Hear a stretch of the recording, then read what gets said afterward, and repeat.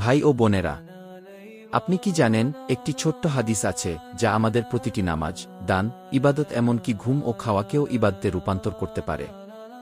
আজকের এই ভিডিওতে আমরা শোনাব এমন একটি হাদিস যা শুধু মুখে পড়ার জন্য নয়, বরং জীবন গঠনের জন্য। আপনি যদি সত্যিই জান্নাতের পথ খুঁজছেন, আপনি যদি চান আপনার প্রতিটি কাজ হোক সওয়াবের কাজ, তাহলে এই হাদিসটি আপনার জন্য। ভিডিওটি শেষ পর্যন্ত শুনুন, কারণ মাঝপথে ছেড়ে দিলে আপনি এমন কিছু হারিয়ে ফেলবেন যা হয়তো জীবনের মোড় ঘুরিয়ে দিতে পারত। চলুন শুরু করি। বিসমিল্লাহির রাহমানির রাহিম। আসসালামু আলাইকুম ওয়া রাহমাতুল্লাহ। আজ আমরা এমন একটি হাদিস নিয়ে আলোচনা করব যেটি ইসলামী জীবনের ভিত্তি, তা হল নিয়তের হাদিস। হযরত উমর ইবনে খাত্তাব রাদিয়াল্লাহু আনহু বর্ণনা করেন, আমি রাসূলুল্লাহ সাল্লাল্লাহু আলাইহি ওয়াসাল্লামকে বলতে শুনেছি, সমস্ত কাজই নিয়তের উপর নির্ভর করে এবং প্রত্যেক ব্যক্তির জন্য তাই রয়েছে যা সে নিয়ত করেছে। সুতরাং যার হিজরতের উদ্দেশ্য আল্লাহ ও তার রাসূলের দিকে, তাহলে তার হিজরত আল্লাহ ও তার রাসূলের দিকেই হয়েছে। আর যার হিজরতের উদ্দেশ্য দুনিয়া লাভ করা বা কোনো নারীকে বিবাহ করা, তবে তার হিজরত সে উদ্দেশ্যেই গণ্য হবে যা সে করেছে। প্রিয় ভাই ও বোনেরা, এই হাদিসটি আমাদের জীবনের প্রতিটি কাজের গভীর তাৎপর্য নিয়ে এসেছে। এখানে রাসূলুল্লাহ সাল্লাল্লাহু আলাইহি ওয়াসাল্লাম আমাদের শিখিয়েছেন, আমরা যা কিছুই করি তার আসল মূল্য নির্ধারিত হয় আমাদের নিয়তের মাধ্যমে।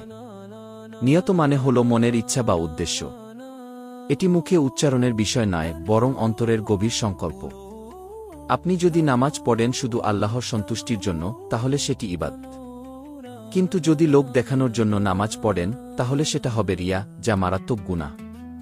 একজন মানুষ দান করতে পারে, যদি তার উদ্দেশ্য হয় গরিবের উপকার, তাহলে সে সওয়াব পাবে। কিন্তু যদি দানের ছবি তুলে মানুষকে দেখানোর জন্য দান করে, তাহলে সে কিছুই পাবে না আল্লাহর নিকট থেকে। এই হাদিসে একটি ঘটনা ইঙ্গিত করা হয়েছে।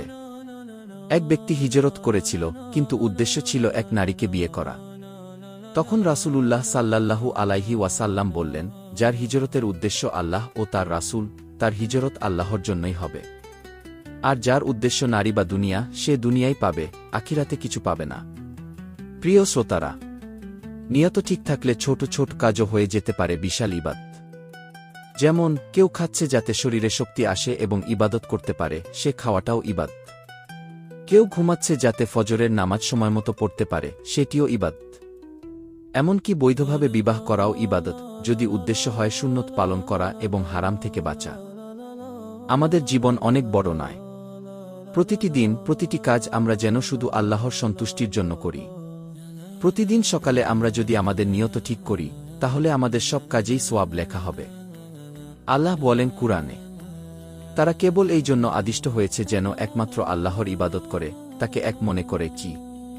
প্রিয় ভাই ও বোনেরা, এই হাদিস আমাদের শেখায়, কাজ নয়, কাজের পেছনে নিয়তেই আসল।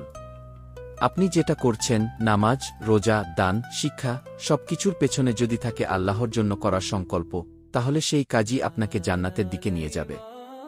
আল্লাহ আমাদের সবাইকে খালেস নিয়তের সাথে ইবাদত করার তৌফিক দান করুন। আমিন। জাযাকাল্লাহু খাইরান। ভাই ও বোনেরা, আজ আমরা শুনলাম এমন একটি হাদিস যেটা আমাদের শেখায়, ইবাদত বাহ্যিক কাজ নয়, বরং অন্তরের একটি আগ্রহ, একমাত্র আল্লাহর জন্য কিছু করার ইচ্ছা। আসুন আজ থেকেই আমরা প্রতিটি কাজের আগে নিজেকে জিজ্ঞাসা করি, আমি এটি কার জন্য করছি?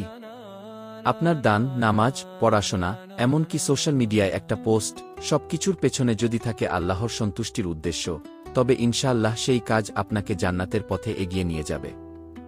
ভিডিওটি ভালো লাগলে একবার অন্তত শেয়ার করুন প্রিয়জনের সাথে।